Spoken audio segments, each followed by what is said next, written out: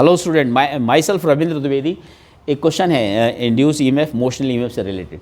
यहाँ पर हमने एक रॉड ले ली है पी क्यू, जिसको एसिमेट्रिकली ओ पॉइंट पर हमने पाइवोट किया है, फिक्स किया है और ओमेगा से इसको रोटेट करा रहे हैं।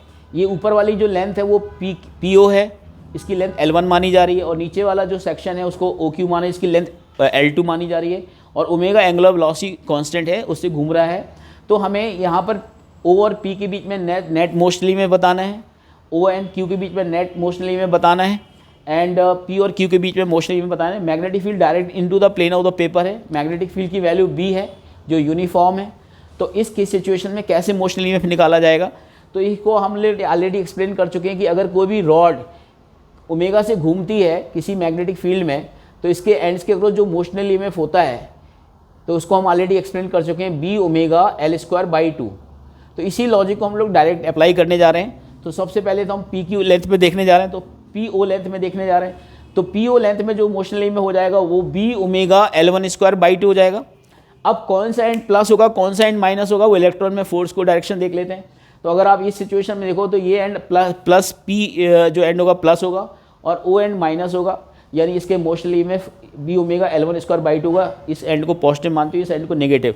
इलेक्ट्रॉन में फोर्स नीचे लगेगा, इसलिए ऊपर वाला एंड पॉजिटिव, नीचे वाला नेगेटिव, इसलिए पॉजिटिव पोलैरिटी ऊपर रहेगी, नेगेटिव पोलैरिटी नीचे रहेगी।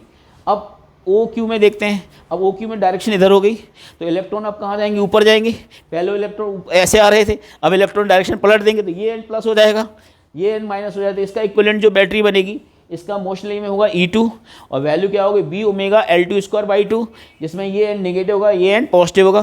तो इसका मोशनल ईएमएफ लिख लिया। अब हमें P और Q का नेट मोशनल ईएमएफ लिखना है, तो हम डायरेक्ट P से Q पॉइंट पर अप्लाई करेंगे Kirchhoff's voltage law open loop के लिए। तो हमने इन दोनों एंड का वोल्टेज पहले ही लिख लिया। अब प्लस से माइनस आ रहे हैं तो वोल्टेज हो जाएगा B ओमेगा L1²/2, और यहाँ पे माइनस से प्लस आ रहे हैं तो प्लस हो जाएगा, माइनस से प्लस आ रहे हैं तो माइनस हो जाएगा B ओमेगा L2²/2। इसमें कॉमन आ जाएगा B ओमेगा/2 कॉमन आ जाएगा, यह आ जाएगा L1² माइनस L2²। तो ये हमारा मोशनल ईएमएफ होगा पी क्यू के। अब यहाँ पे सिचुएशन बनती है कि P एंड पॉजिटिव होगा या ओवरऑल P का वोल्टेज ज़्यादा होगा या Q का वोल्टेज ज़्यादा होगा। तो ये depends on L1 and L2।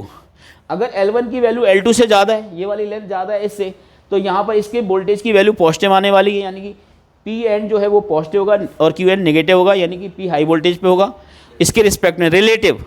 तो यहाँ पे EPQ पॉजिटिव हो जाएगा। लेकिन अगर मान लो L1 की वैल्यू L2 से छोटी है, कम है, तो ये वाली वैल्यू नेगेटिव आने वाली है, डिफरेंस। तो नेगेटिव आने वाली, इसका मतलब P का वोल्टेज कम हो जाएगा, Q का वोल्टेज ज़्यादा हो जाएगा। इस केस में ये वोल्टेज कैसा आएगा, नेगेटिव।